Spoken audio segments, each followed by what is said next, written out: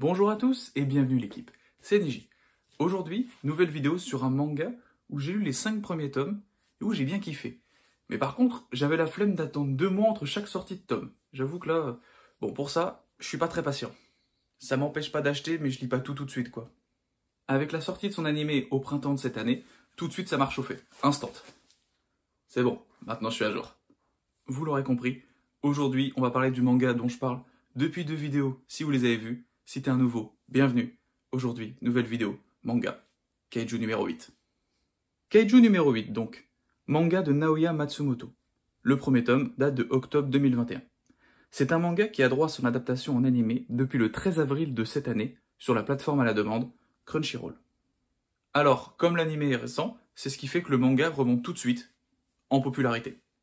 Et c'est très bien parce que ça va nous permettre de nous intéresser à un thème bien ancré dans la culture japonaise, peu présent chez nous, les occidentaux, les kaiju. Petit point culture. Le terme kaiju désigne les films japonais mettant en scène des monstres, généralement géants, avec comme exemple le plus connu, Godzilla. Exemple qu'on connaît aussi très bien nous, les occidentaux, King Kong, bien sûr. Ainsi, on a eu des films crossover avec plusieurs kaiju, comme Pacific Rim en 2013 par exemple, ou plus récemment dans Godzilla Kong, le Nouvel Empire, encore récent dans nos salles de cinéma. Bien, maintenant que chacun sait où il met les pieds, nous pouvons enfin entrer dans le cœur du sujet.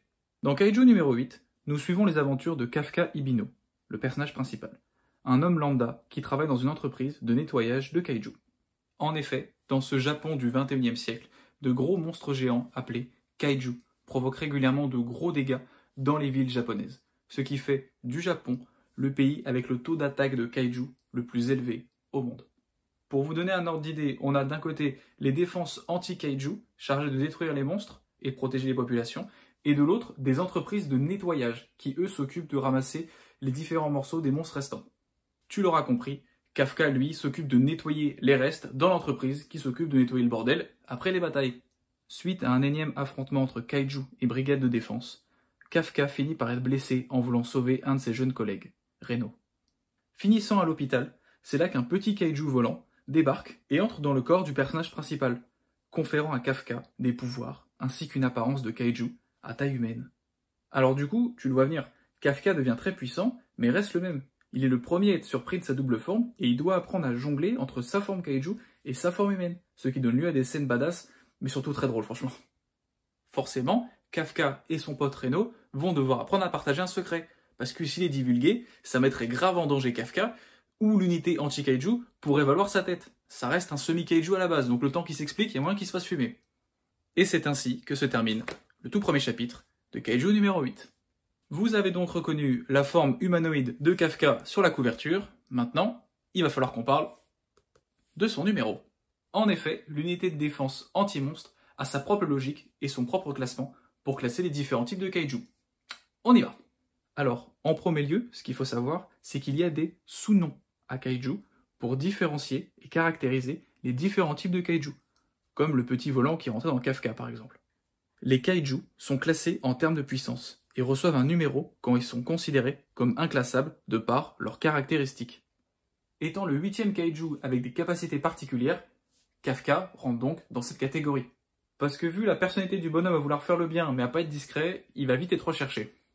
Mais c'est ça qui est gaulerie et qui fait qu'on s'y attache au personnage, tu vois, parce qu'il y aurait rien de pire qu'un personnage bien lisse où on se fait chier, franchement. Mais bon, c'est pas le cas de notre kaiju préféré. Notre héros, clamant haut et fort depuis les premières pages de l'œuvre qu'il rêve de rejoindre cette fameuse brigade, maintenant qu'il est fort de sa nouvelle forme, son rêve lui paraît plus réalisable que jamais.